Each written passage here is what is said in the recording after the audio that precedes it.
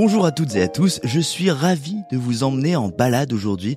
Ouais, je dis pas toujours ça d'ailleurs, je vais préciser, on va partir au fil de l'eau, on va descendre la Loire parce qu'en bord du fleuve, il y a une adresse qui mérite qu'on fasse escale. On est à Blois et Christophe Hay nous attend en Fleur de Loire, c'est ainsi qu'il a baptisé son sublime restaurant qui semble fendre le fleuve. Par la fenêtre de la salle, on le voit justement qui descend caressant cette bulle que le chef a construit ici après un parcours surprenant.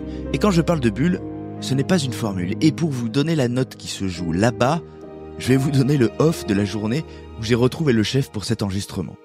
Ça a commencé tôt, ça a commencé pour moi par un train parisien et très vite, il y a eu une histoire de correspondance. Vous me voyez venir, ça s'est transformé en une histoire de correspondance loupée car ma vue m'a fait défaut et j'ai pris un Z pour un 2 et sur le mauvais quai donc j'ai attendu et le train n'est jamais venu. Zai. J'ai sauté dans une voiture de location, foncé vers Blois. Jusque-là, je n'avais qu'un peu de retard. Le chef allait pouvoir assurer son service du midi, car Christophe est toujours dans sa cuisine. Et puis, il y a eu une sortie que j'ai loupée, et une prochaine bien loin, qui a rajouté 40 minutes au GPS, et qui m'ont mis dans une rage et une tension hors du commun. Si je vous raconte ces petits détails perso, c'est pour vous dire qu'au lieu de s'en offusquer, de montrer un agacement, de me faire sentir que je bousculais une mécanique pourtant bien huilée, quand je suis arrivé au restaurant, j'ai été cueilli au sortir de la voiture par un « tout va très bien » désarmant, par une quiétude qui résonnait authentiquement. En 1 minute, j'ai senti qu'ici, les considérations dans lesquelles je m'étais pris les pieds ne prenaient jamais le dessus. Il n'y avait pas de montre, il n'y avait pas de rendez-vous, en tout cas rien qui fasse que l'humeur ne devait s'en altérer. Et c'est ainsi que Christophe s'est assis face à moi pour déployer un caractère net, décidé, une vision affirmée, mais une grande douceur et une remarquable sérénité. Mais comme le fleuve qui glissait derrière nous, je me suis dit qu'il fallait pas se fier au fil de cette ambiance et que l'histoire devait sinuer davantage, et je n'avais pas tort. Moi, c'est David Ordonneau, vous écoutez Chef et je suis heureux de vous faire découvrir cette histoire qui va vous emmener aux États-Unis, dans une parenthèse de l'histoire de la gastronomie savoureuse, en compagnie de Paul Bocuse. Oui, car Monsieur Paul, c'est la figure qui plane au-dessus du parcours de Christophe Hay. Vous allez voir que c'est d'ailleurs un Paul Bocuse intime que le chef a côtoyé, loin qu'ils étaient tous les deux de leur France natale. Cet héritage, Christophe Hay le souligne encore aujourd'hui en salle, au point même de porter sur sa veste des mots brodés discrets, blanc sur blanc, mais tout de même, merci Monsieur Paul. Alors entrez dans cette bulle avec moi, découvrez l'approche de celui qui se définit comme un terroiriste. Découvrez la vision à la fois radicale et pleine d'humanité de Christophe Hay.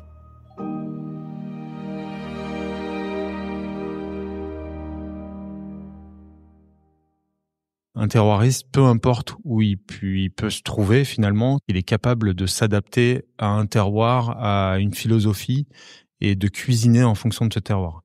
Donc moi aujourd'hui, je suis originaire du Loir-et-Cher. Ma volonté, elle était vraiment ici à Fleur de Loire de valoriser justement tous les acteurs de mon département et de ma région. Et le fait d'être terroiriste, j'ai essayé vraiment de m'entourer des plus beaux produits et surtout des richesses qu'on peut avoir dans cette région. Et donc du coup, oui, je valorise les poissons d'eau douce. Oui, je valorise l'élevage et la production qu'on peut avoir autour. Et oui, je valorise tous les vergers qu'on peut avoir également dans cette région. Donc voilà, il y a vraiment. Si aujourd'hui j'ai pris cette décision de travailler que ces poissons d'eau douce, c'est parce que je me voyais pas ici à Blois travailler de la sole, du tourbeau et de la Saint-Jacques, quoi. Et c'est un parti qui remonte à il y a quelques années. Maintenant, on se parle de la cuisine d'aujourd'hui, mais ce parti justement de la localité, vous l'avez pris il y a un petit moment déjà, mais vous avez voyagé quand même. C'est ça. Et si on remonte le fil, vous allez nous expliquer toute cette histoire et comment vous en êtes arrivé là. Si on en revient au tout début, au premier jour. Elle s'écrit comment, l'histoire, ou en tout cas son début? Vous avez grandi dans quel genre d'environnement? Moi, je suis issu d'une famille ouvrière, donc ma maman était cantinière, donc elle travaillait dans une cantine de collège. Mon papa boucher, mais ouvrier également, donc voilà, on est dans une famille modeste. Mais mon papa déjà était vraiment attaché au jardin. Voilà, c'est son temps et sa passion, c'était le jardin. on avait un gros jardin à la maison, ma maman qui cuisine beaucoup et énormément.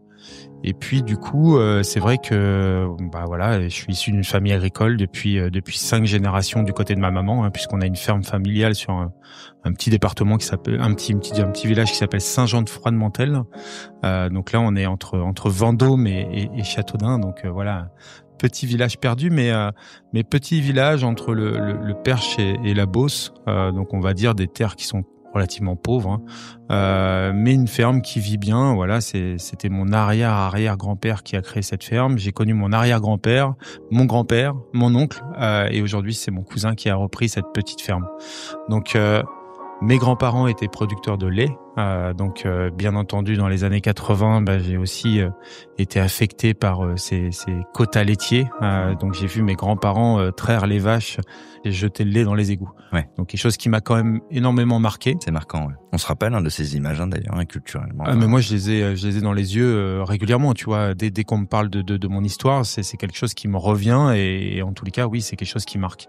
On est aussi dans cette période de surproductivité où on oblige en fait pratiquement les fermes à traiter, où on les oblige à voilà. Donc on est exposé à des produits et moi j'en ai tu sais des panneaux attention produits chimiques, j'en ai plein dans la tête, hein. Ouais. Et malheureusement c'était comme ça et on se posait pas de questions. C'était énorme, bien sûr. On se posait pas de questions, on était en train de pourrir nos sols, mais voilà, c'était quelque chose de normal puisqu'en fait c'était pas obligé, mais on vous incitait à faire ce genre de choses.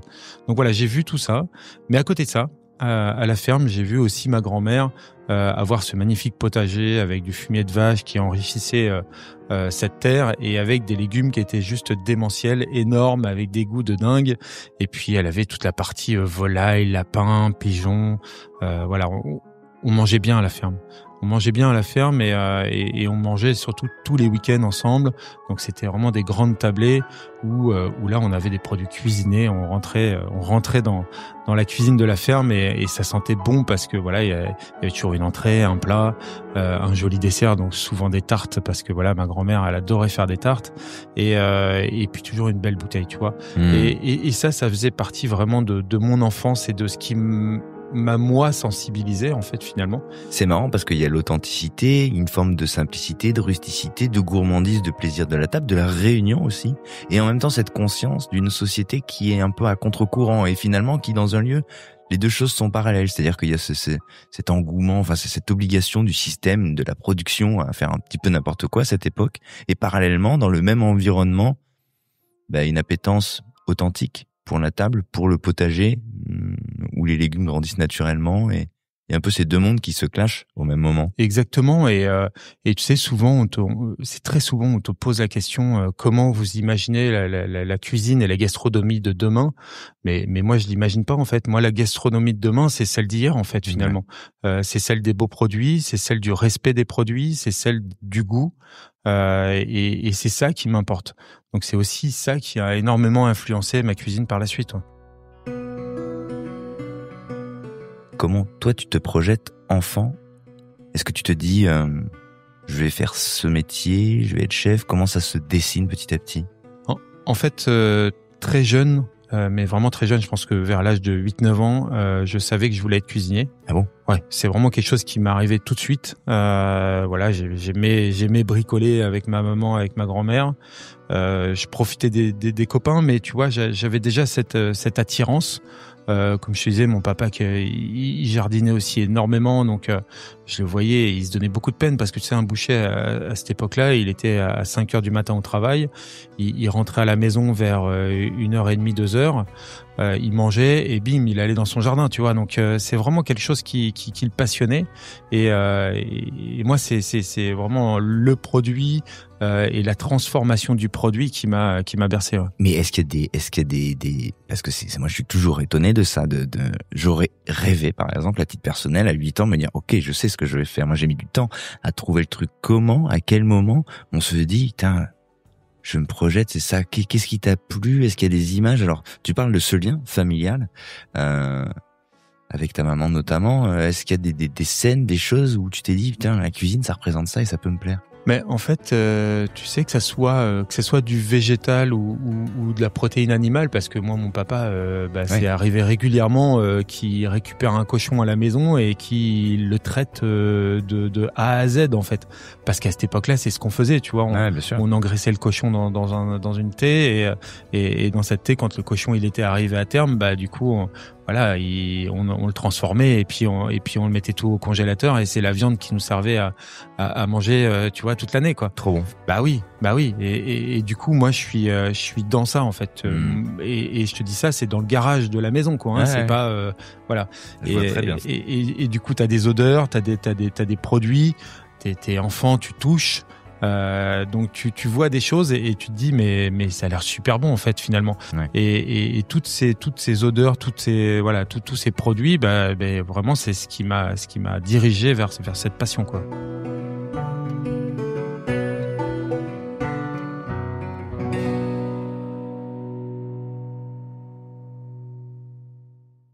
Ce qui est intéressant là-dedans, c'est qu'on touche du doigt un rapport qui est évident aujourd'hui parce que c'est une formule qu'on utilise beaucoup, le rapport au produit, le produit qu'on doit sublimer, tout ça. Néanmoins, toi, c'est ce que tu touches du doigt quand tu parles de cette viande, de ce cochon, de ces légumes, du potager. Tu comprends déjà très jeune que c'est ce rapport au produit qui va faire qu'on, par la transformation, par la cuisine, on va atteindre quelque chose.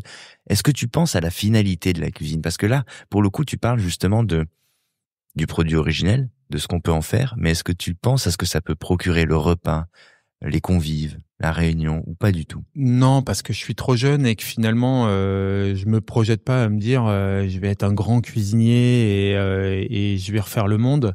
À cette époque-là, tu sais, on vit, on est là, on est dehors et finalement, tu vois, ça va arriver un petit peu plus tard, le fait de se projeter, parce que voilà, les rencontres vont faire que c'est ce qui va m'emmener vers la suite.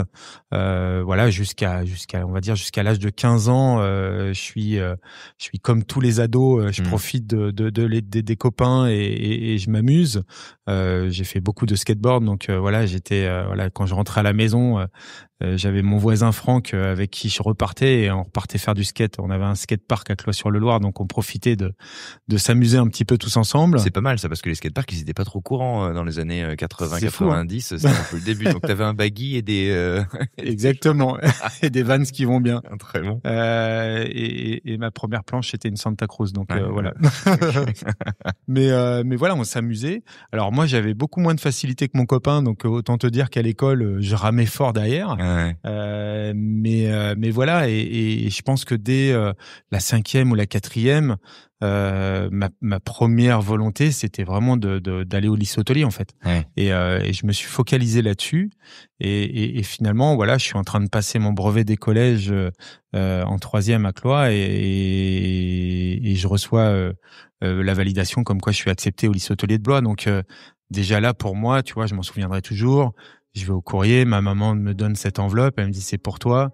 Je suis sur la 2 chevaux de mon papa dans le garage et j'ouvre cette enveloppe sur la 2 chevaux et c'est là où je vois que je suis accepté. Et crois-moi, c'est quelque chose qui me restera à vie parce que c'était pour moi quelque chose d'évident, tu vois. C'est quelque chose déjà que j'avais envie d'intégrer par-dessus tout et c'était le premier objectif que je m'étais donné dans ma vie d'adolescent et je suis ravi, quoi.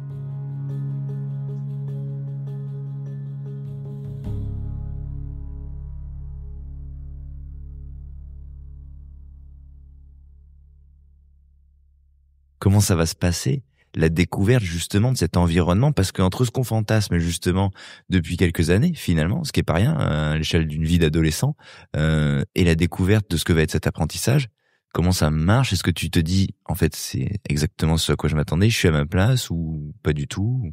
En fait, si tu veux, finalement, à mon âge, tu sais, quand tu veux faire cuisiner, c'est un peu parce que t'es le cancre de la classe et qu'on te dit bah tiens, tu vas faire cuisiner à cette époque-là, tu vois. Donc du coup, tu vas dans un CFA parce que tu vois, le CFA à cette époque, c'est un peu les mauvais qui vont au CFA. Ça a bien évolué depuis, hein, mais à cette époque-là, c'était comme ça, quoi, en fait. Hein. Les cuisiniers étaient réputés pour boire, ils étaient réputés pour être méchants. Donc voilà, et puis surtout, on avait cette pénibilité, hein, puisque tous les copains pendant qu'ils étaient en train de s'amuser, bah toi tu travaillais, quoi. Donc autant te dire que j'ai eu des parents qui m'ont sensibilisé là-dessus, mais qui n'ont pas été durs, tu vois. Donc ils étaient sensibilisés, qui t'ont dit ça. Attention, tu seras plus avec tes copains, tu profiteras plus, tu pourras pas sortir quand tu veux. Bah oui, parce que à cette époque-là, c'est les premiers mots qu'on te sort, tu vois. Mais ils se sont pas opposés à cette idée.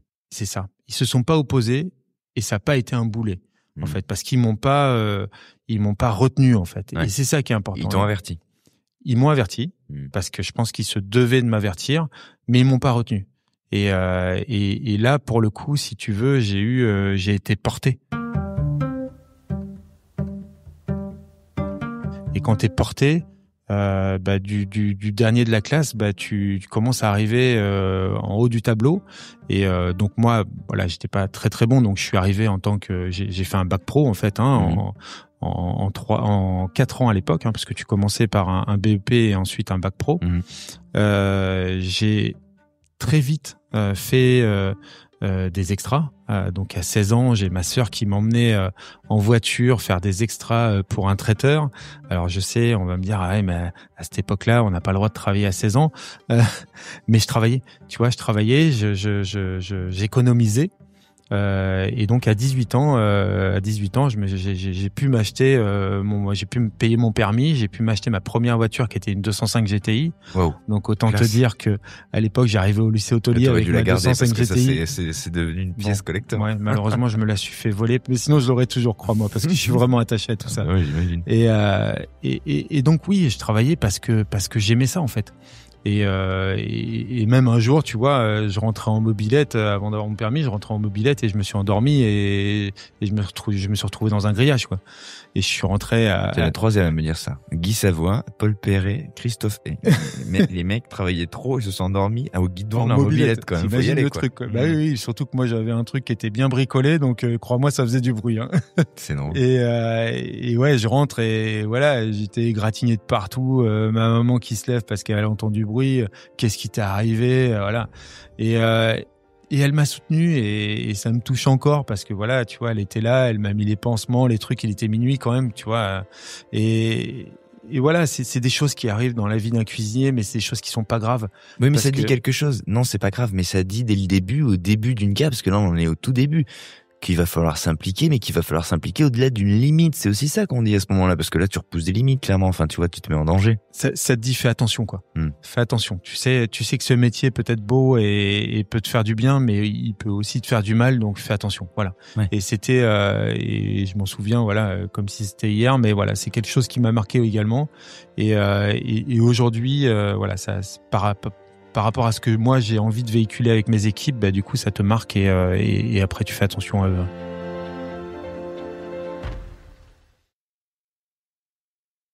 Qu'est-ce que tu découvres de ces premières expériences justement en cuisine, de ce monde-là et de cette réalité? Parce que souvent il y a l'apprentissage, mais quand on se confronte à la réalité de ce métier-là, en l'occurrence là on se parle de traiteur, donc c'est encore un truc, c'est pas forcément de la restauration, c'est une discipline voisine, cousine. Qu'est-ce que tu y découvres et est-ce que ça te parle, est-ce que ça te plaît, est-ce que tu te dis que la réalité te convient de cette histoire-là? Ah mais moi je suis aux anges en fait, si tu veux. C'est surtout le fait de combiner et le lycée hôtelier et travailler en même temps, tu vois, c'était quand même voilà, j'avais des rythmes qui étaient quand même assez soutenus, surtout pour un enfant. Mais c'est pas grave, j'aimais ça, donc je le faisais par plaisir. Et il est où le plaisir à ce moment-là? Il est où le plaisir? Il est juste que t'es dans une cuisine et que tu touches au produit et que t'es super content et que je sais pas, tu vois tout le monde qui bouge dans tous les sens. À cette époque-là, ça crie, t'as du bruit, tu vois. Et puis moi, j'étais quand même, j'étais attaché tu vois, au fait d'être dehors, au fait de pouvoir respirer et faire plein de choses. Hein. Comme je disais, je faisais du skate, mais j'ai aussi fait beaucoup de j'ai pêché énormément, donc j'étais champion cadet de pêche au cou, donc voilà, c'est la pêche au cou, c'est la pêche à la canne, hein. Donc j'ai été champion cadet de pêche au cou en région centre. Donc tu vois, je passais vraiment mon temps entre la cuisine, la pêche, le fait d'être dehors, faire du skate. Voilà, j'étais quelqu'un de très dehors en fait, tu vois. Ouais. J'ai jamais eu de console, j'ai jamais eu d'ordinateur. Voilà, j'ai toujours été dehors. Et c'était ça ma plus grande passion, c'était de profiter de la nature et de profiter d'être en mouvement en fait finalement. Et c'est pour ça que le métier très jeune m'a pas fait de mal en fait. Comment les portes vont s'ouvrir par la suite? Parce que là, on se parle d'un âge où on est un petit peu dans une forme de projection au jour le jour. On apprend, il y a ce lycée, il y a les premières expériences professionnelles en parallèle, la découverte de la réalité d'une cuisine aussi. Ça va être quoi les expériences suivantes qui vont marquer le début d'une carrière finalement? Parce qu'après, quand on sort de l'apprentissage, il faut commencer à faire ses premiers pas. Alors moi, c'est marrant, mais je n'ai jamais cherché de travail. J'ai jamais postulé. J'ai jamais regardé une annonce. Et je me suis jamais projeté de me dire je vais aller là, je vais aller là, je vais aller là. Donc en fait, au lycée hôtelier, j'ai 19 ans quand je passe mon bac pro, et Jean-Jacques Lidon qui est mon prof de cuisine à l'époque vient me voir et me dit bah tiens Christophe, il y a un chef étoilé sur Blois qui est le seul chef étoilé à l'époque, qui est Eric Rettler au Rendez-vous des pêcheurs à Blois, qui cherche un commis. Va le voir parce que je pense que ça pourrait vraiment être intéressant pour toi. Et puis là, je vais le voir, quelqu'un qui a vraiment beaucoup de charisme, un ancien de Paul Bocuse, un ancien de chez Guy Savoy, voilà, avec beaucoup d'expérience. Et je me dis bon bah voilà, je m'étais pas projeté de faire des maisons étoilées, mais pourquoi pas en fait, hein. Et je démarre là, et c'est dur. C'est dur parce qu'à cette époque t'as une journée et demie de repos par semaine, que ta demi-journée tu la passes à dormir, et que la seule journée qui te reste, du coup t'essaies de profiter un peu des tiens. Et je suis rincé par le rythme, par la chaleur, par le temps de travail, par l'implication, parce que j'ai toujours été impliqué, j'ai toujours tout donné pour être à fond. Et là Eric il me prend dans son bureau et il me dit écoute, je crois en toi, accroche-toi et tu vas voir que tu vas avoir des jours meilleurs.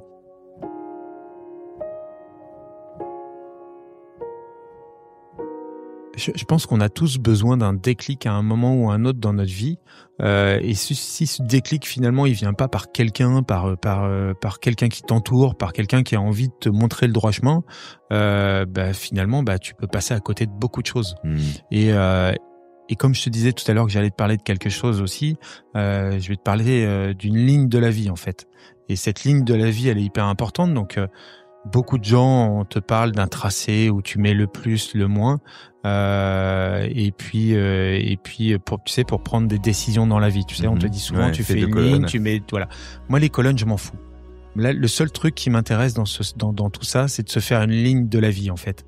Et ce que je dis beaucoup aux jeunes aujourd'hui, c'est projette-toi et dis-toi qu'est-ce que tu as envie d'être dans 10 ans. C'est Eric qui m'a parlé de ça en fait. C'est pour ça que je te parle de ça, mais c'est vraiment Eric qui m'a parlé de cette ligne de la vie. Il me dit projette-toi de ce que tu seras dans 10 ans, et finalement, après, peu importe. D'accord ? Quand il y a des gens qui vont te vouloir du mal, de droite, de gauche, et qui vont vouloir te donner des pics, toi tu sais où tu veux aller. Toi tu sais où tu as envie d'emmener ta ligne, parce que tu l'as faite dans ta tête. Et si les gens te veulent du mal, tu vas les écarter, et finalement tu vas arriver tout droit dans ton but, et c'est ça qui va te faire du bien.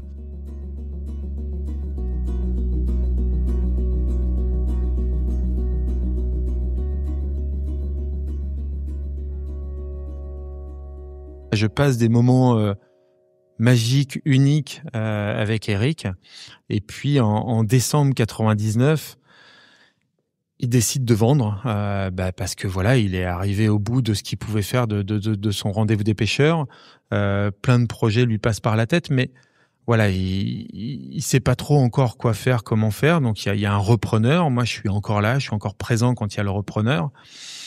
Et puis je fais un peu plus d'un an avec Christophe Combe, donc qui avait repris le rendez-vous des pêcheurs. Et puis au bout de cette année, je me dis que voilà, je suis allé au bout des choses. Et puis là, Eric m'appelle et il me dit écoute, voilà, j'ai Monsieur Paul qui aimerait bien te rencontrer. Et donc là, en avril 2001, j'arrive à l'auberge avec mon costume 3 pièces et je mange avec Monsieur Paul en cuisine. C'est un moment mais vraiment magique pour moi. Tu vois, j'arrive à Lyon, j'étais jamais parti bien loin de Blois, donc je me dis waouh, hyper impressionné parce que voilà, Paul Bocuse, sincèrement, voilà, on est en 2001, dans les années magiques de Monsieur Paul, pour moi en tous les cas, et j'arrive devant quelqu'un qui m'accueille, mais comme jamais on m'a accueilli. On mange tous les deux, on passe un moment, on est en cuisine, sur sa table en cuisine. Il prend beaucoup de temps pour moi, et puis je démarre en avril 2001 à l'auberge, donc c'est quelque chose qui est pour moi, voilà, j'aurais jamais imaginé ça. C'est dingue d'être de rentrer là-bas. Alors tu vas y rentrer à quelle place en l'occurrence? Chef de partie, ouais. D'être accueilli comme ça, de rentrer dans un temple, parce qu'à l'époque c'est un temple. Enfin, je veux dire, lui c'est le pape. Oui, mais c'est aussi rentrer dans une effervescence, si tu veux. C'est une cuisine qui est dingue. Là, par contre, tu vois, t'as du grand respect. T'as des produits qui rentrent de partout. T'as une cuisine qui est en effervescence du matin jusqu'au soir, parce que voilà, à cette époque-là, ça bossait tout le temps. C'était des 180 couverts par service, donc c'était énorme. En fait, Monsieur Paul, il était attaché, si tu veux, à ses fondamentaux, pas d'esbrouf, pas de choses qui venaient court-circuiter, et très attaché aux produits. Des jus magiques, des cuissons qui étaient parfaites. On recevait des volailles de Bresse, mais voilà, parce que la volaille, c'était la volaille en vessie et que c'était impressionnant. Là, il y a des odeurs. Il y a du respect du travail, il y a du respect des produits, mais à cette époque-là, malheureusement, il y a beaucoup de pression, il y a beaucoup de cris, il y a beaucoup de chaleur, il y a beaucoup de fatigue, parce qu'on donne énormément. C'est violent comme truc, c'est à tout niveau, quoi. Mais on donne énormément, il y a des chefs qui sont plus ou moins respectueux, voilà, on rentre quand même dans une période où la cuisine c'était beaucoup plus difficile. On est là où voilà, il y a quand même 4 Kolmov qui sont là en cuisine. C'est quelque chose d'assez unique quand même. Et une cuisine qui est relativement petite aussi, puisque à cette époque-là, c'était pas la cuisine de l'auberge comme on peut l'avoir aujourd'hui. Donc c'est un vrai marqueur. Et je suis attaché à cette maison, et cette maison elle coule dans mes veines, parce que c'est quelque chose qui m'a marqué.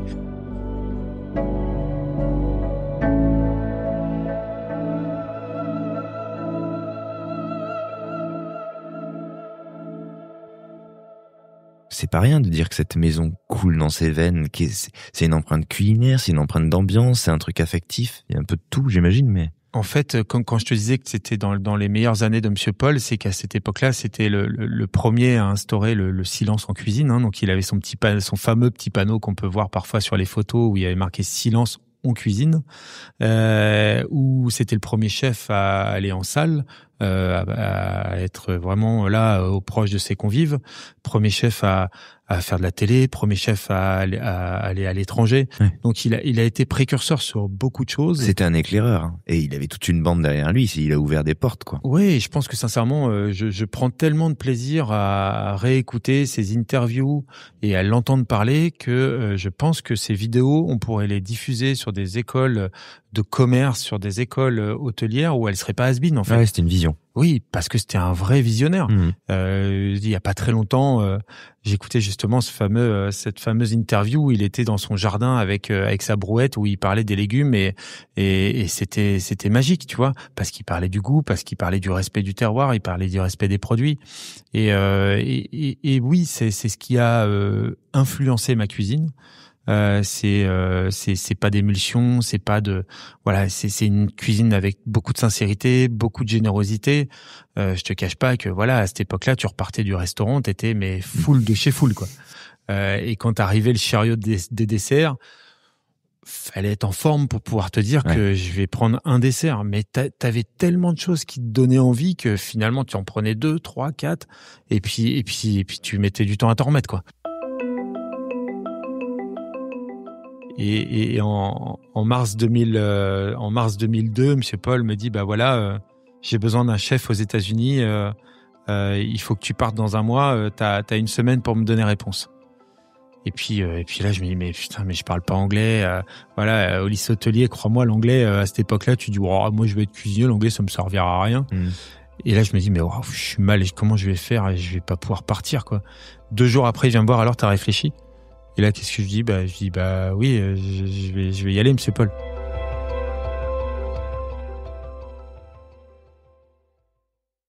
Et donc, je me retrouve en avril 2002 à partir à Orlando, en Floride.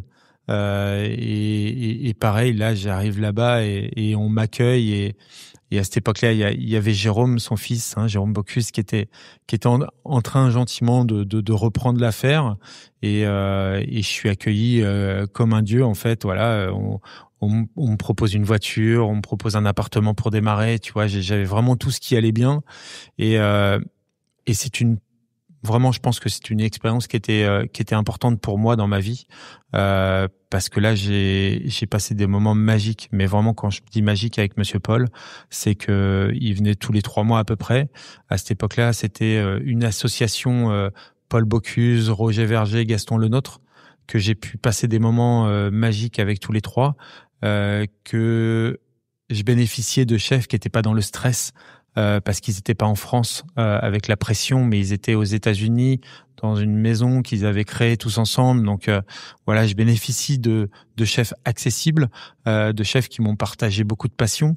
J'ai passé du temps dans la piscine avec Monsieur Paul. J'ai fait du wakeboard où Monsieur Paul il me tirait avec son bateau et il me donnait des conseils pour faire du wakeboard. Tu vois, c'était vraiment des moments qui étaient vraiment partagés et uniques. J'ai eu la chance de bénéficier d'un Monsieur Paul qui était vraiment proche de moi, qui dès qu'il arrivait en cuisine, il faisait trop rire. Et je le dis souvent à mes cuisiniers, mais souvent il arrivait, il disait tiens, en fait, c'est quoi la recette de la crème anglaise? Et c'était juste pour nous tester, tu vois, pour essayer de voir si on s'intéressait et si t'avais pas les bonnes pesées ou si tu lui disais des bêtises, il repartait, il disait oh d'accord. Et du coup, tu vois, c'était pour te tester. Et c'était marrant parce que même s'il était détendu, même s'il était aux États-Unis et qu'il était en dehors de l'auberge, mais tu vois, il y avait ces petites questions, ces petits trucs là et qui étaient trop drôles et la première fois, ça te surprend. Et puis après, tu vois, tu t'y habitues. Et puis finalement, tu dis, putain, merde, faut que je révise mes recettes parce que là, sinon, je vais me faire... il plaisante pas. Ouais. Et c'était chouette. Et voilà, c'était des moments qui étaient magiques. Aux États-Unis, voilà, j'ai eu la chance de rencontrer des directeurs de Michelin. J'ai eu de la chance parce qu'il y a plein de gens qui passaient là-bas, quoi, tu vois. C'est intéressant, ça, finalement, parce que on le dit peu, mais en se décentrant et en étant une forme de bastion déporté d'une cuisine française, parce qu'il s'agit pas de faire autre chose, j'imagine. On se crée un petit écrin, on est un petit peu protégé, peut-être qu'on se croise un peu plus facilement aussi avec des gens qui sont moins nombreux, et du coup les Français vont, et les plus importants vont à cet endroit, et finalement il se passe des moments comme ça. Pour profiter de Monsieur Paul, pour profiter d'événements autour de Monsieur Paul, j'ai fait un événement il y a pas très longtemps avec Eric Ripper et je lui rappelais qu'en 2003 on avait fait un événement à New York avec Monsieur Paul ensemble. Donc tu vois, c'est plein de petites choses comme ça qui m'ont permis vraiment de profiter de Monsieur Paul, de profiter de faire sa cuisine et de permettre aux Américains de vivre cette cuisine. Comment il est perçu d'ailleurs? Comment ça se passe à ce moment-là? C'est une euphorie de dingue. Ouais. C'est une euphorie de dingue. Et je pense qu'aujourd'hui c'est encore le cas. T'imagines qu'en 76 ils ont ouvert tous les 3 un établissement dans un parc Disney. Dans un parc Disney. Sauf que ce parc Disney, c'est un parc qui est tourné autour de la gastronomie, où au milieu, tu as un lac, et tout autour, tu as des restaurants du monde entier. Donc ça veut dire que les Américains et le monde entier viennent dans ce parc pour goûter un couscous, pour goûter une pizza et pour goûter une soupe VGE. Donc, tu vois. Non, mais c'est lunaire quand on y pense. Mais oui, c'est impressionnant. Et c'est un endroit où sincèrement ça brassait, mais fort. Il y avait une béquerie, donc une boulangerie-pâtisserie, une brasserie où on pouvait faire près de 1000 couverts par service. Et le restaurant gastronomique où j'étais moi à l'étage, qui s'appelait à cette époque-là le Bistrot de Paris, qui s'appelle maintenant Monsieur Paul, où là on faisait 2 services le soir. Premier service à 18h, et où on faisait à peu près une centaine de couverts. Et puis après, voilà, j'avais aussi moi la possibilité de m'exprimer également. Donc tu vois, j'étais pas cerclé en fait. C'était vraiment pour moi une vraie facilité et une vraie volonté de commencer à intégrer l'organique dans ma cuisine, puisque l'organique aux États-Unis, c'était quelque chose qui était déjà bien en place, bien avant notre histoire du bio et l'histoire du début du bio en France, qui n'était pas spécialement intéressant. Et là-bas, je commence déjà à aller chercher justement des producteurs. Alors on est en Floride, il fait très chaud, mais je trouve quand même des choses. Et c'est ça qui est chouette. Donc je commence déjà à aller chercher, tu vois, des producteurs aussi bien sur le légume que sur les fruits, et à commencer à faire ma cuisine et aller rencontrer aussi les gens en salle. Qu'est-ce qui fait du coup qu'à un moment tu te dis il faut que je change ça et il faut que j'aille vers les gens? C'est hyper vertigineux quand même parce que t'es pas chez toi, tu parles pas bien anglais, t'as jamais été en première ligne finalement. Là tu vas te dire tiens il faut que j'y aille, il faut que je me... Parce que je parle d'un monsieur Paul où quand il pousse une porte d'une cuisine et qu'il arrive en salle, il y a tout le monde qui se tait et qui le regarde quoi. Ouais, mais il y en a pas, c'est lui. Donc moi j'ai l'image de ce cuisinier qui partage ces moments-là avec ses convives, et j'ai envie de le faire.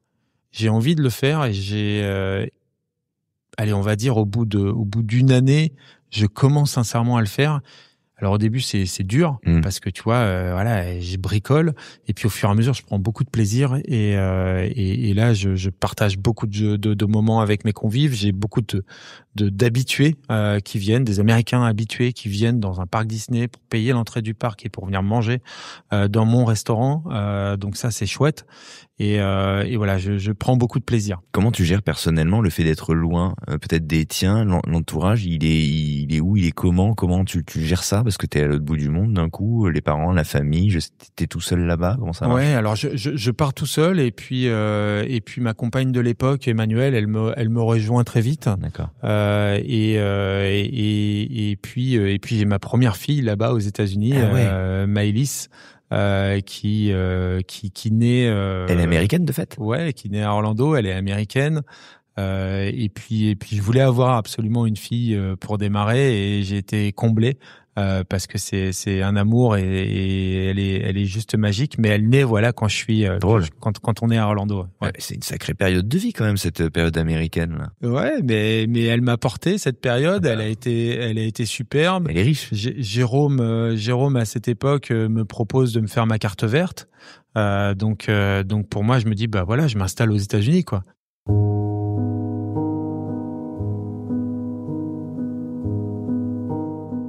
Et puis en 2008, en janvier,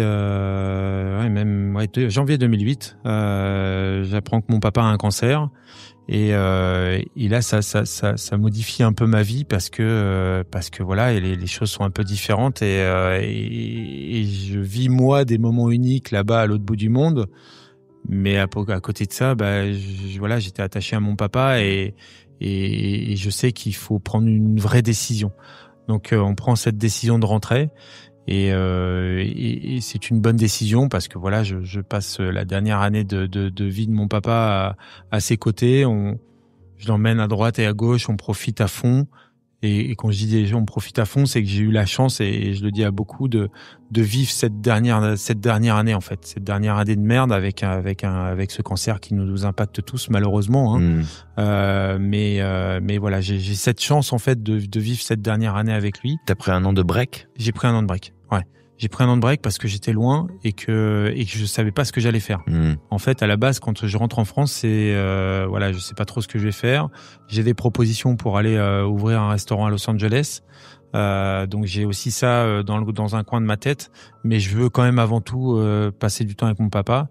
Et puis voilà, il part trop vite et malheureusement, je suis obligé de prendre une décision de rester en France. Et là, je vais prendre un verre dans un hôtel à Paris qui s'appelle l'Hôtel de Serres, qui est collé au Georges V. La directrice m'entend parler avec mon ami et là, elle vient me voir, elle me dit écoutez, je cherche un chef. Non.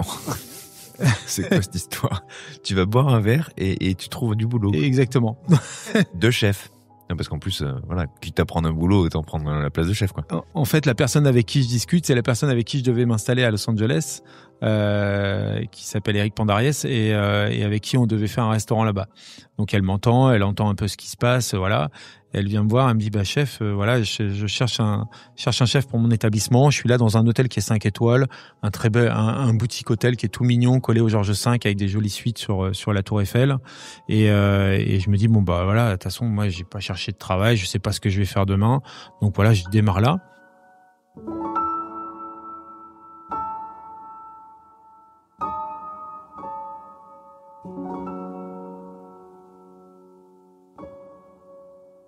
Et puis là, j'ai la chance en fait d'intégrer un groupe qui s'appelle le groupe BC, qui est un groupe d'assureurs à Nantes, qui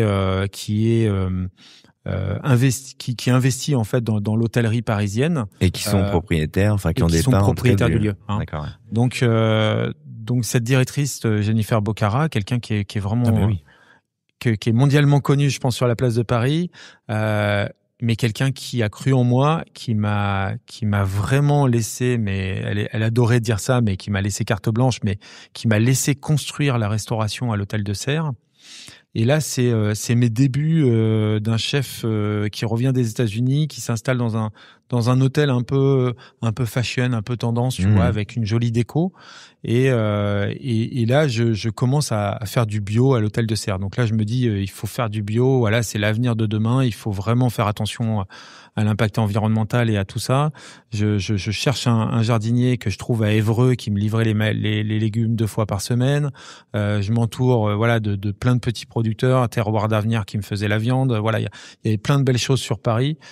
Tout se passe bien. On a une agence RP qui me gère et qui est super avec Valérie Milgem. Et franchement, c'est quelqu'un qui m'a accompagné et qui m'a permis de rencontrer beaucoup de journalistes à l'époque sur Paris. Et tout se passe bien. Franchement, on a une activité qui est géniale. Par la suite, donc Madame Jousse, propriétaire du groupe BC, vient me voir. Elle me dit écoute, à l'Édouard VII, l'hôtel Édouard VII qui est sur l'avenue de l'Opéra. On n'a plus de restauration. À l'époque, c'était Gilles Choucroune qui gérait ce restaurant et on l'a fermé. On gagnait pas d'argent, c'était dur. Elle vient me voir, elle me dit voilà, est-ce que ça vous intéresserait de prendre la restauration? Moi, je vous propose 20% du résultat net en fin d'année. Donc voilà, j'ai cette chance, tu vois, de cumuler. De gérer la restauration de cet établissement, d'avoir ces deux et d'être impliqué dans les chiffres, puisque là pour le coup on parle de... C'est déterminant ça, pour le coup. Je pense que tu te projettes pas du tout de la même façon si t'es impliqué de cette manière-là et si t'es un peu chez toi quelque part finalement, où t'as en tout cas à voir avec ce qui va se passer. Mais je me serais jamais surtout imaginé ça finalement, parce que moi je suis cuisinier et que là on me parle d'un PNL, d'une lecture de PNL, on me parle de faire des business plans, on me parle de gérer des équipes, voilà. Donc c'est ça te paraît comment, vertigineux, intéressant, c'est comment tu le prends à ce moment-là? Je m'amuse, je m'amuse et je vois pas le danger en fait. Comme je t'expliquais, j'ai jamais eu de blessure en fait, j'ai jamais eu de mal, j'ai jamais eu de choses qui m'ont fait du mal. J'avance et je roule quoi en fait, tu vois. Et donc du coup je prends la restauration de ce restaurant qui était en perte et la première année on est déjà dans le positif. Donc moi j'ai des retours aussi de financiers, tu vois, donc c'est il faut que tu nous dises un truc, comment t'opères ce petit changement, comment en un an t'arrives sur une structure comme ça se passe par quoi? La bienveillance. Attends, si la bienveillance faisait des bons bilans, ça se saurait, non? Et pas que la bienveillance qui se traduit financièrement, si? Si, parce que quand tu sais gérer des équipes et quand tu sais gérer surtout du monde comme ça sur Paris, que t'as des équipes qui te suivent et que t'as des équipes tu vois, à l'époque, j'avais un chef qui s'appelait Rémi, qui est parti maintenant à Nice. C'est quelqu'un qui, pour moi, aurait tout fait, en fait, tu vois, parce que j'étais là, je lui ai apporté aussi, tu vois, ma vision de la cuisine, je lui ai expliqué un peu ce que je voulais en termes de produits, ce que je voulais en termes de cartes, et puis aussi cette attention sur les chiffres, cette attention sur les déchets, cette attention sur la poubelle, comme je te l'ai expliqué tout à l'heure, et en fait je l'ai formé dans ce sens, et c'est grâce à ça, si tu veux, qu'on a pu rentrer dans le positif rapidement. La qualité du lien. Oui. C'est intéressant pour la notion, tous les amis restaurateurs qui nous écoutent, pour améliorer votre bilan comptable, la bienveillance est un outil. Bien sûr, parce que quand tu souffres pas bah finalement tu avances T'es plus performant. Bah oui, Ouais. t'as plus de nuisance en fait, t'as aucune nuisance dans ton cerveau. La seule nuisance que tu peux avoir, c'est ton implication et les horaires que tu peux faire dans ta cuisine. C'est tout ce qui peut être dur. Mais quand c'est par bonheur et quand c'est par joie, bah finalement il y a rien qui te fait du mal quoi.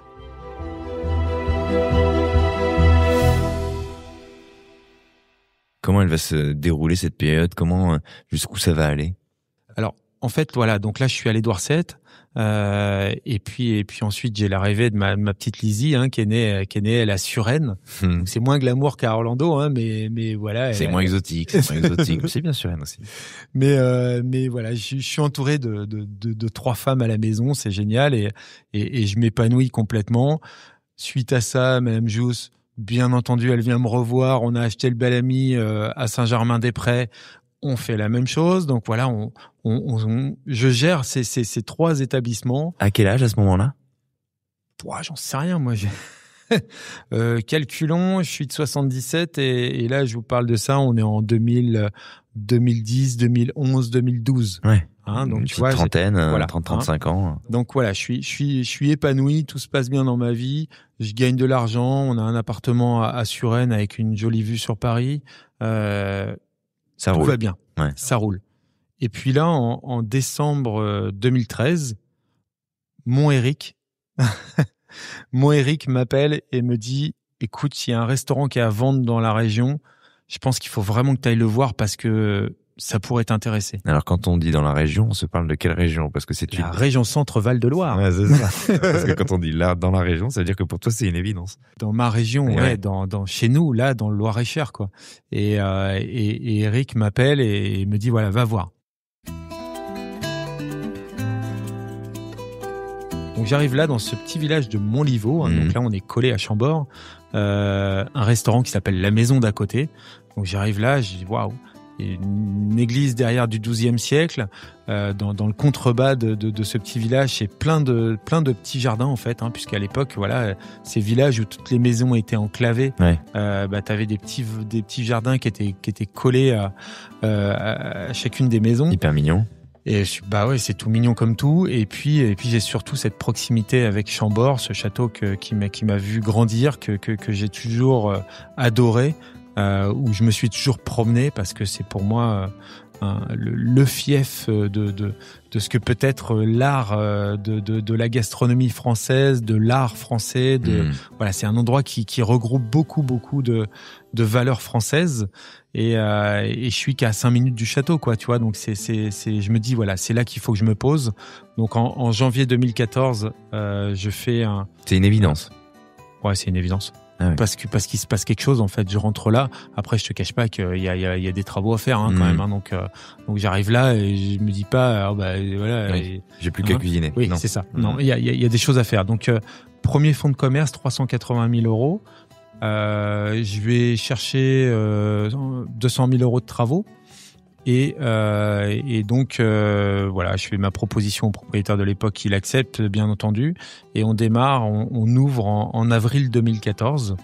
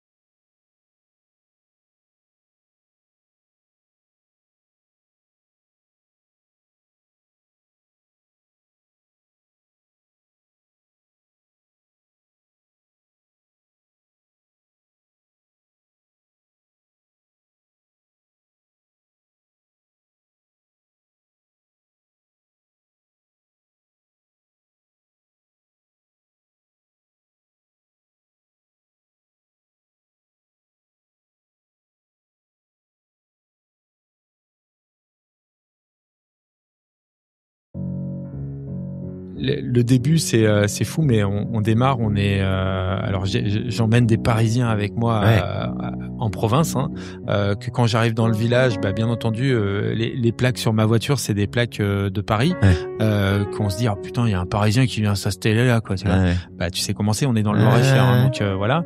Et puis très vite les gens comprennent que je suis un enfant de la région. On démarre on était 8.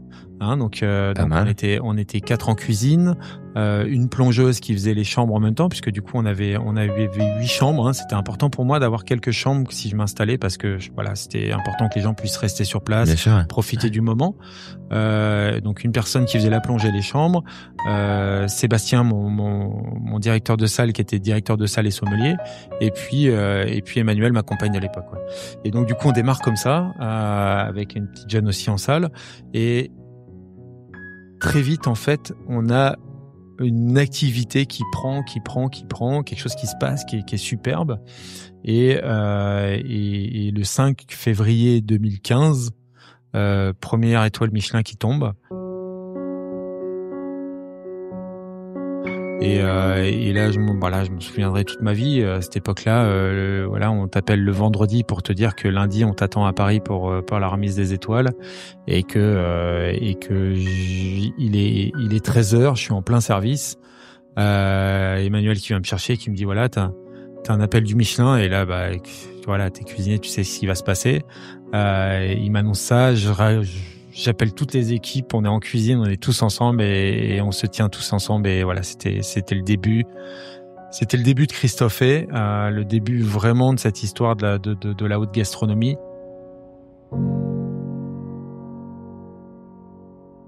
Mais alors, il faut que tu expliques quelque chose. Qu'est-ce qui s'écrit? Quels sont les marqueurs? Parce que tu déclares ouvert cet endroit, très vite, tu le dis, il va rencontrer son public. Très vite, ta cuisine, elle va trouver justement son public, et aussi les critiques. Qu'est-ce qu'il y a dans son ADN à ce moment-là qui peut la caractériser? Mon ADN, c'est une ADN de paysan, c'est une ADN de pêcheur, c'est une ADN de cuisinier, et c'est une ADN de terroir. Donc ma cuisine, elle est moderne parce qu'elle vit avec son temps, mais c'est une cuisine de respect du produit. On a la chance à cette époque d'avoir un ami qui habite pas très loin et qui se propose de me faire mon jardin. Donc à cette époque-là, on a le jardin qui est de l'autre côté de Chambord. Donc ça veut dire que je prends ma voiture le matin, je traverse Chambord, je vais chercher mes légumes et puis mes herbes à Toury, donc un tout petit village qui est juste là à côté. Donc c'était magique. Et puis je fais la rencontre de Sylvain Arnoux qui est mon pêcheur professionnel.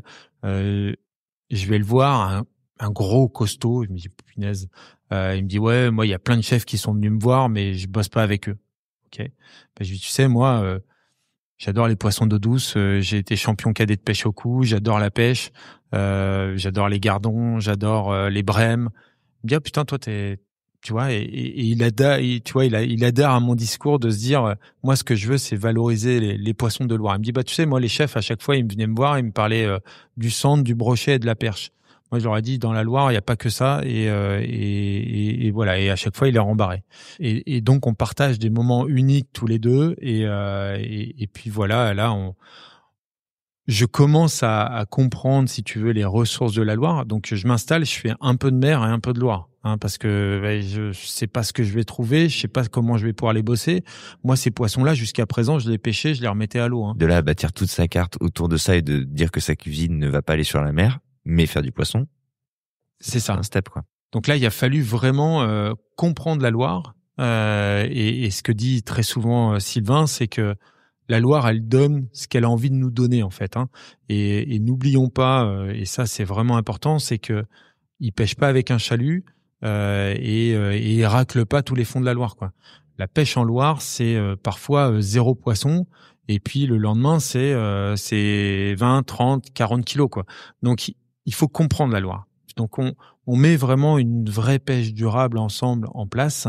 Et puis voilà, j'ai cette chance vraiment d'être entouré.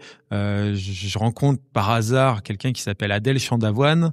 J'étais à l'école je parle là du primaire, du collège, avec sa cousine. Champ d'avoine, je me dis, mais ça me dit quelque chose. J'étais avec Aude à l'école et voilà, on partage ensemble. Et voilà, j'élève des volailles. Est-ce que ça t'intéresse? Donc là, on démarre aussi la géline de Touraine ensemble. On préserve cette volaille ensemble. À côté de ça, on a de l'agneau sologno à côté. Voilà, on a vraiment la chasse avec Chambord. On est entouré en fait de beaux produits. Tu commences à mailler, à fédérer tout un écosystème autour de ta cuisine. Je n'ai pas arrêté de bouger. C'est-à-dire que tous mes après-midi, plutôt que de rentrer chez moi et d'aller faire une sieste, je prenais ma voiture, j'allais voir les producteurs. J'allais voir la famille Encar qui produisent du caviar ici à Saint-Viâtre. On est juste derrière. Voilà, j'ai fait que ça en fait. Pendant toute cette période-là, j'ai bougé. Et puis au fur et à mesure, après, si tu veux, au fur et à mesure de ces rencontres, après on m'a proposé, tu vois, il y a des gens qui venaient me voir, tiens, est-ce que ça pourrait vous intéresser? Parce que petit à petit, les gens comprennent que tu es dans une démarche de terroiriste, comme tu le dis toi-même, et donc, tiens, va voir ce chef parce qu'il est là-dedans, quoi. Exactement. Et donc, petit à petit, ça maille, quoi. Il y a un truc qui prend autour de toi.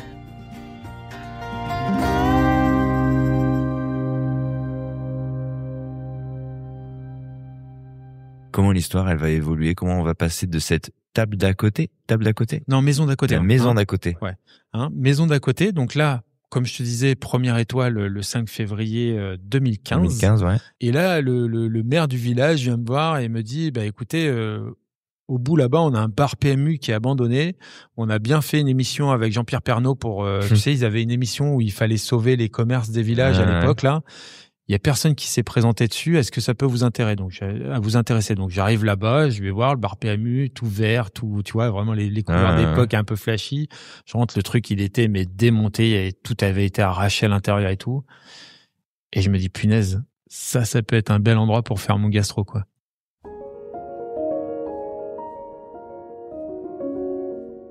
Je me dis, oui, ça m'intéresse. Donc, j'ai la chance d'avoir la communauté de communes qui était propriétaire des murs, qui va faire des travaux dedans. Moi, j'ai investi 1,5 million d'aménagement dans cette bâtisse et je déménage donc la maison d'à côté dans cette nouvelle bâtisse. Je crée une partie bistrot, donc on a deux points de restauration dans ce petit village de Montlivaud. Et comment va s'appeler cet endroit? Alors, ça s'appelle toujours la maison d'à côté, puisque du coup, je l'ai déménagé. Tu l'as déménagé. Et donc, voilà. Pourquoi j'ai la table d'à côté en tête? Je sais pas pourquoi. Attends, ça va venir, sois patient. Ah, mais c'est ça. Je suis pas complètement à l'ouest, hein. Ça va venir, mais t'inquiète pas. Je me disais pourquoi dans mon esprit, un souvenir de la table d'à côté. Ok, pardon. Donc là, j'ouvre là-bas en juin 2016.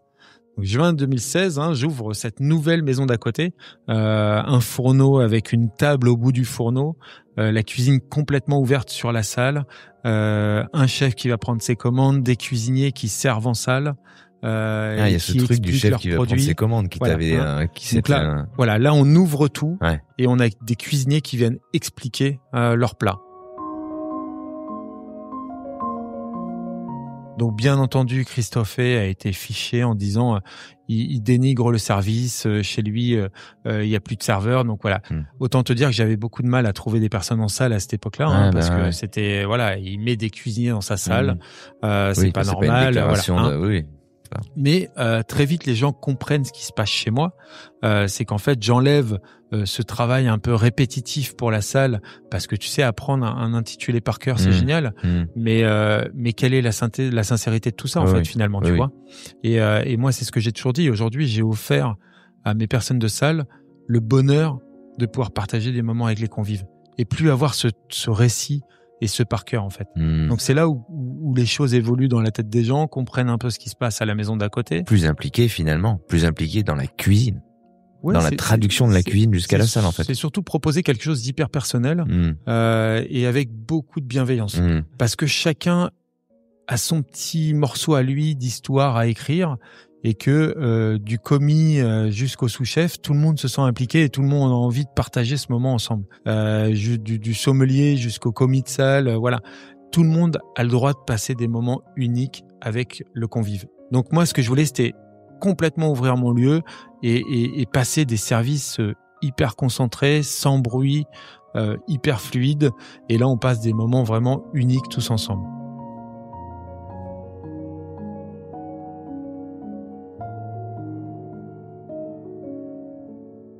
en 2017, on m'approche et on me dit voilà, il y a une bâtisse qui est à vendre au sud d'Orléans.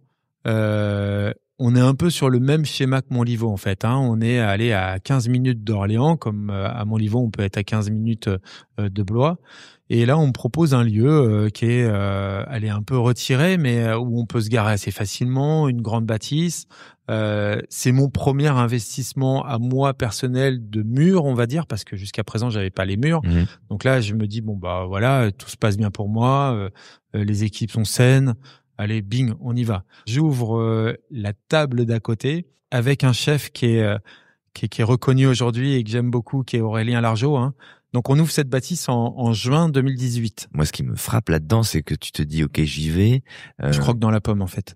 Je réfléchis pas, je me pose pas de questions. Tout va bien dans ma vie. Mes entreprises, elles sont sereines. Mes banques, elles me suivent. À cette époque-là, voilà, je suis à fond avec le Crédit Agricole. Je refais cette nouvelle opération avec la Caisse d'épargne. Donc j'ouvre là-bas en juin 2018. On démarre à 10 sur toute l'entreprise. Et puis le 21 janvier 2019, donc là on part de très peu de temps après. 2 étoiles tombent à Montlivaud et 1 étoile également à Orléans. Donc c'est mon année de 3 étoiles. Oui, c'est ça, c'est ça. Et c'est un peu novateur en fait, parce que là c'est vrai que on le voit de plus en plus aujourd'hui, mais c'est un chef accompagné par son jeune qu'il installe dans un restaurant qui a 1 étoile Michelin. Tu vois. Et ça c'est beaucoup de fierté pour moi, parce que c'était peut-être aussi hyper novateur à l'époque. On le voit de plus en plus aujourd'hui avec de nombreux chefs 3 étoiles qui accompagnent des jeunes. Et ça, c'était ma grande fierté pour moi d'accompagner Aurélien. Donc voilà, on a 1 étoile là-bas, 2 étoiles à Montlivaud. 2 étoiles. Non, mais 2 étoiles, tu prends une vague quand tu. Alors oui, tout à l'heure tu disais qu'1 étoile ça représentait quelque chose symboliquement, oui, et puis ça se traduit forcément, ça attire. 2 étoiles. Tu te rappelles de cette ligne de conduite ou pas ? Et si tu t'en rappelles, finalement, quand j'ouvre la nouvelle maison à Montlivaud, je me dis voilà, il faut y aller quoi, tu vois. J'y mets les moyens. Ouais. Je me donne pas de regrets. Là-bas, j'ai investi 1,5 million, c'est quand même beaucoup d'argent pour un petit paysan. Et mais voilà, je veux y aller en fait. C'est ma priorité, je veux y aller. Et puis voilà, ces 2 étoiles, elles arrivent quand même super vite. Et à cette époque-là, c'est Alex Madia, c'est Stéphanie Lequelec, c'est David Toutain, c'est Hugo Rollinger et c'est Christophe Hay. On est 5 sur le podium à avoir 2 étoiles. Autant te dire qu'il y en a 2 qui ont été très bons. Et donc du coup, voilà, pour moi, c'est arrivé dans un cercle qui est restreint. Voilà, c'est environ 82 étoiles, tu vois, c'est une énorme reconnaissance, c'est encore une activité qui est super dense. C'est pas dur ? Non, c'est pas dur. Pourquoi ? La vie, elle est dure. Quand t'as 2 étoiles, j'imagine que d'un coup, comme tu le dis, tu rentres dans un cercle très fermé et donc t'as un nombre de regards sur toi qui vont être décuplés. La clientèle. Moi, je me souviens très bien d'Olivier Belin me dire, c'est un raz-de-marée. On s'est pris un raz-de-marée. Ouais, bien sûr. Mais quand t'es entouré, finalement, ce raz-de-marée, il est. C'est un beau problème. Il est sain et il avance tout seul, en fait. Tu vois, j'étais vraiment hyper entouré à cette époque-là. J'avais des jeunes qui étaient top. Alors, autant te dire que quand j'en avais un qui partait, c'est comme si on me coupait un bras, parce que t'es dans un petit village et que derrière, pour retrouver quelqu'un, c'est hyper compliqué. Mais tout va bien, en fait. Tout va bien, on va faire les cueillettes le matin parce que le jardin il est juste là en contrebas. Tu vois, tout était facile. Je suis arrivé ici tout à l'heure après bien des problèmes de transport. J'ai été accueilli par Virginia. Je suis arrivé en me disant on va refaire ça, on va remettre ça plus tard. Et elle n'a cessé de me dire tout va bien, il y a des choses plus graves, on prend le temps. Et je retrouve en fait cette même énergie dans ce que tu es en train de me dire, cette capacité à se dire attendez les gars, est-ce qu'on est vraiment en train de se parler d'un problème ou pas ? Non. Donc tranquille. Il y a ça dans cette maison. C'est ce que je diffuse à toutes mes équipes. Et c'est hyper important pour moi. Et comme je te disais, dès l'instant où t'as pas de problème dans la vie, tout est plus facile. cette sérénité, c'est ce côté posé. J'étais hyper timide quand j'étais enfant, hein. Ma maman pourrait vous le dire, mais voilà, quand il fallait aller chercher la baguette, j'étais accroché au au pied de ma maman, je voulais pas y aller, tu vois. Donc non, j'ai toujours été hyper posé, hyper timide, hyper réservé, mais en tous les cas, j'ai voilà cette vie d'entrepreneur. Ce que je voulais, c'était partager justement cette bienveillance en fait.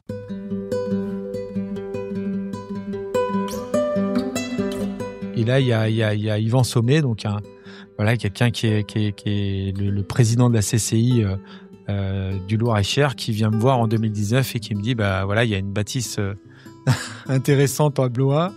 Tu devrais aller la visiter. Donc rebelote, on est encore sur cette même chose où je vais à Blois. Je viens là, je vois ce bâtiment en U qui était l'ancien hôpital de Blois. Et là, je sais pas ce qui se passe, mais j'ai des ondes de dingue qui m'arrivent sur le corps, quoi. Très chargé comme bâtiment, au bord du fleuve. Enfin, on sent qu'il y a un poids, qu'il y a une histoire, qu'il y a un passif. Enfin, c'est pas anodin, c'est pas. Non, parce que là, on arrive dans un lieu d'hospitalité. Et je suis arrivé là, dans cette bâtisse où il y avait des vieux tilleuls tout moches, des sièges en béton là qui étaient horribles, avec des anciens qui étaient là parce que bah du coup c'était quand l'hôpital de Blois a déménagé, c'était transformé en EHPAD. Tout ça pour vous dire que voilà, cet établissement il était pas glamour, quoi, tu vois. C'était un bâtiment imposant et tout le reste, quoi. Mais je me dis que c'est là qu'il faut que j'aille, c'est là où il faut que je me pose. Et je me dis que c'est là où tout peut se passer, quoi.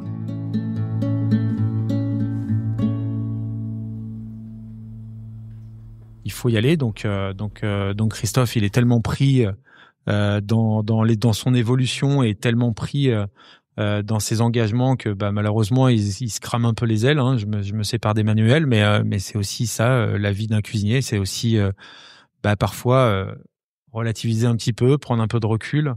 On est trop impliqué dans nos métiers, on est trop la tête dans le guidon. Mais voilà, j'ai vécu plus de 20 ans avec une personne et que je suis obligé de me séparer. Il y a pas d'obligation dans la vie, mais je veux pas me faire du mal en fait. Et je pense on prend la décision de se séparer et c'est important. Mais parce que le terrain a été négligé, pardon, hein, mais puisqu'on en parle, et c'est merci de le faire parce qu'on n'en parle jamais de ça, alors que franchement, c'est une zone d'équilibre évidente quand ça tient, et souvent quand ça tient grâce à la personne qui accepte l'absence et le déséquilibre. Et on ne parle jamais des moments où c'est difficile, parce que ça l'est forcément, en fait. Combien de personnes se crachent dessus, combien de personnes se crient dessus, combien de personnes se font du mal dans nos putains de métiers? Combien de personnes? Tout le monde. Tous ceux qui bossent ensemble. Tu sais, souvent, on montre le côté joli, ah oui, ils sont en couple, tout va bien, machin. Mais c'est pas ça, en fait, la réalité, tu vois. Non. C'est horrible de bosser ensemble. C'est horrible parce que, bah voilà, il peut y avoir des tensions, voilà, ça peut arriver toujours, voilà. Et moi, c'est quelque chose que je supporte pas, ça. C'est vraiment quelque chose que je supporte pas et voilà, donc, mais c'est ultra compliqué. On n'est pas fait pour être l'un sur l'autre comme ça et partager cette pression, ces enjeux. Déjà, d'être dans un couple, dans une famille, la pression et les enjeux sont énormes. Alors, en plus, l'entreprise conjointe, la quotidienneté partagée, hyper difficile. Bien sûr, et puis moi je suis un cinglé et bah oui, parce qu'il faut pas se cacher, hein. Je veux dire, je suis tout le temps la tête dedans et on me propose un truc à droite et à gauche. Je prends ma voiture entre deux services, je vais faire une interview, je vais faire un truc, je vais faire la foire à la saucisse, machin. Tu vois, je suis tout le temps parti en fait. Ouais. Et malheureusement, voilà, Emmanuel, elle m'a accompagné jusqu'à 2021 et je pense qu'il y a un moment, bah voilà, cette décision il faut la prendre et on l'a prise. Mais je l'ai aimé, je l'aime et je l'aimerai encore, tu vois. Parce qu'il faut pas oublier que c'est quelqu'un qui t'a accompagné et que tu peux pas dénigrer en fait.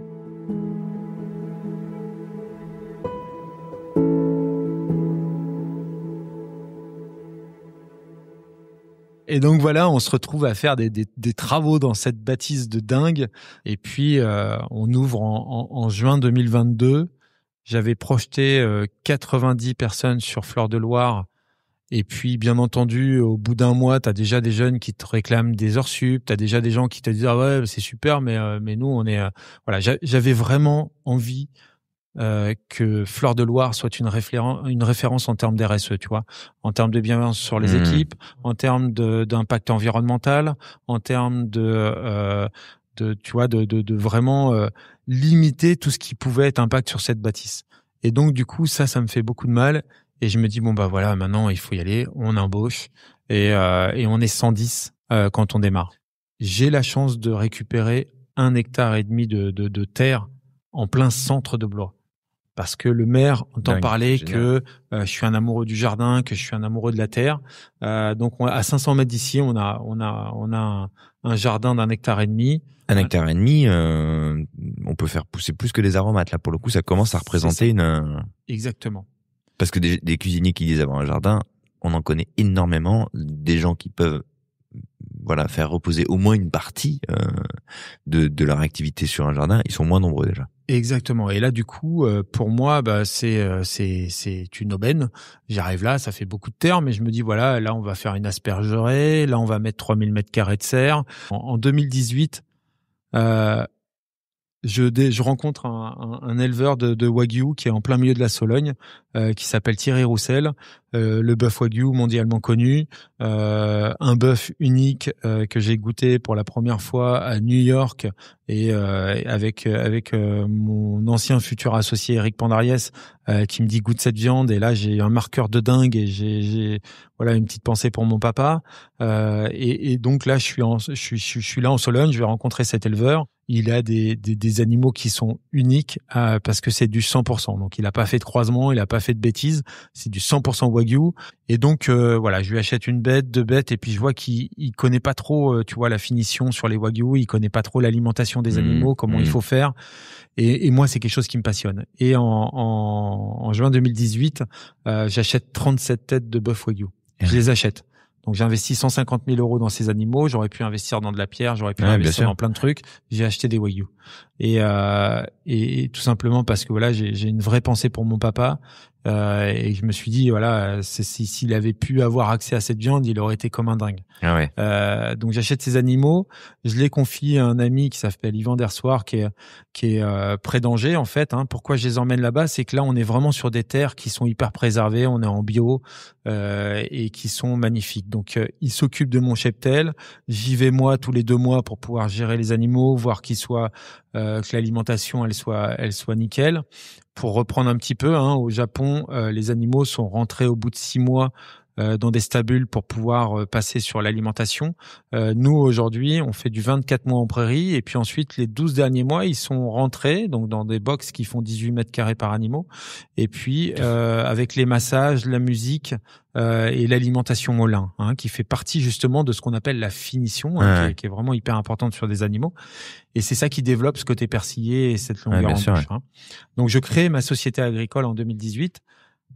Et autant te dire que quand je suis officiellement paysan, c'est une vraie délivrance pour moi. Parce que c'est encore plus fort que d'être cuisinier finalement. C'est reprendre les racines familiales, c'est reprendre cet esprit, c'est reprendre cette philosophie.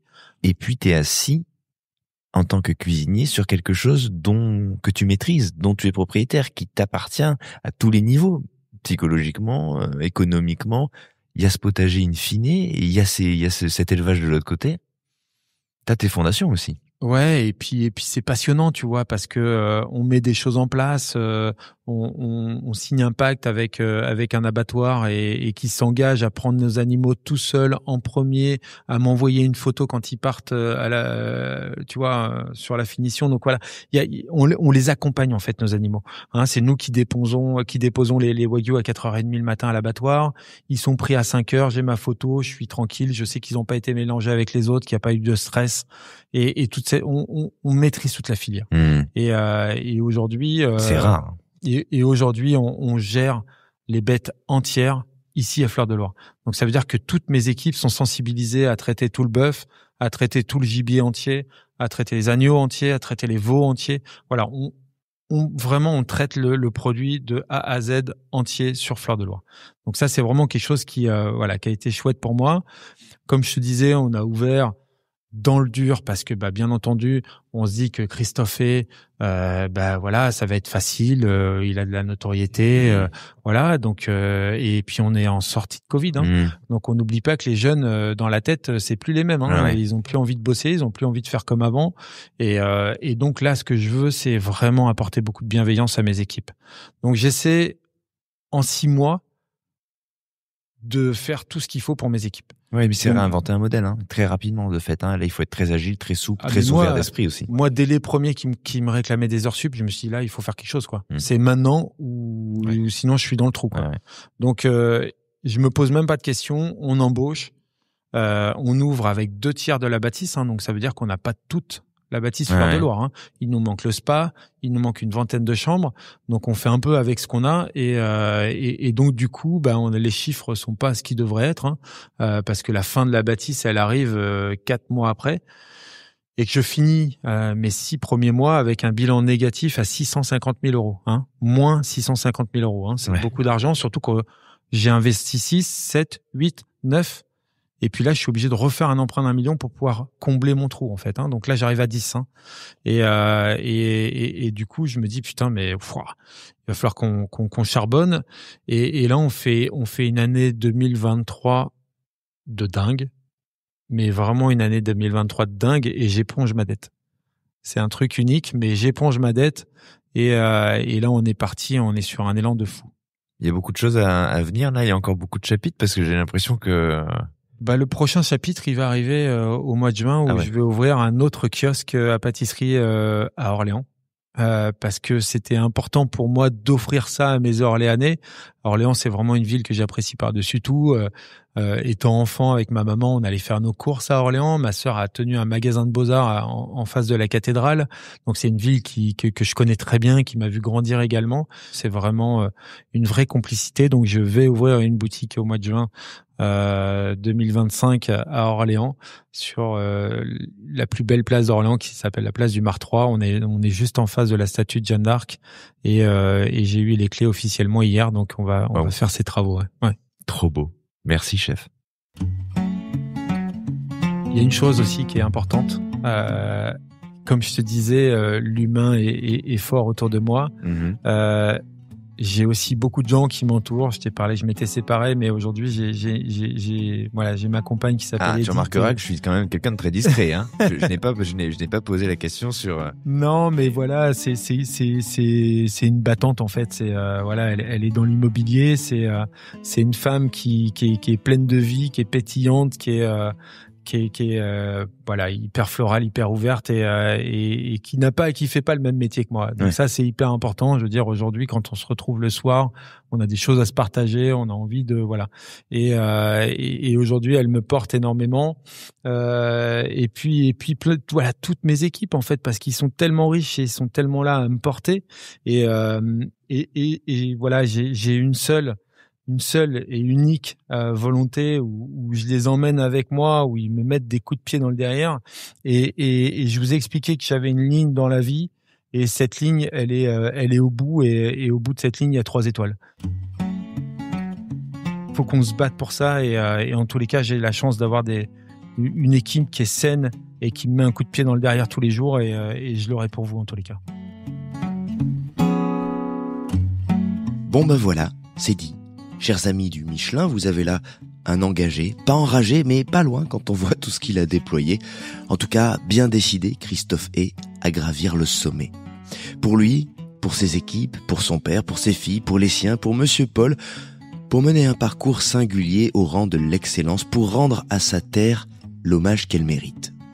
Imaginez ce récit que vous avez découvert aujourd'hui. Repensez à cette enfance, à ses mentors, à cette période américaine, au retour en France, dans la peine et l'épreuve de la disparition d'un père, et à cette envolée, à ses premières adresses, ses premières maisons. Et imaginez aujourd'hui une salle de restaurant, élégante, donnant sur la Loire, ouverte sur une cuisine où, sereine, une jeune équipe évolue sous nos yeux, au cœur de cette bâtisse majestueuse de 5000 m², qui abrite désormais l'ambiance, l'esprit de Christophe Hay.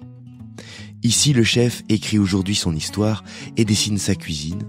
Et si l'ombre de Monsieur Paul plane et se lit sur un menu, en clin d'œil, sur une veste ou dans les mots d'un serveur, Un jour viendra où un seul nom ici se déploiera, soulèvera sa terre et portera les siens. À Fleur de Loire, il y aura libéré le geste abouti d'un cuisinier, la vision d'un terroiriste, l'humanité d'un homme qui, quand on a coupé nos micros, s'est levé face à moi pour me prendre dans ses bras. Merci chef pour cette parenthèse inoubliable en bord de Loire. Merci pour ce récit sans filtre où, chose rare, il faut le souligner, il a été question de celles et ceux qui entourent et accompagnent aussi l'ascension d'un chef, subissent l'exigence qu'impose la quête de l'excellence. Merci à vos équipes pour leur accueil. Merci à vous, chers amis, auditeurs, auditrices. Je ne peux que vous inviter à vous rendre à Blois, à aller tester cet effet que produit la maison de Christophe Hay, cette sérénité qui vous enveloppe dans la seconde où vous avez passé la grille. Cette beauté de table qui glisse sur le fleuve, vous repenserez à son histoire quand vous croiserez le regard du chef et vous pourrez alors parler à la table d'à côté de votre podcast préféré. Allez, salut!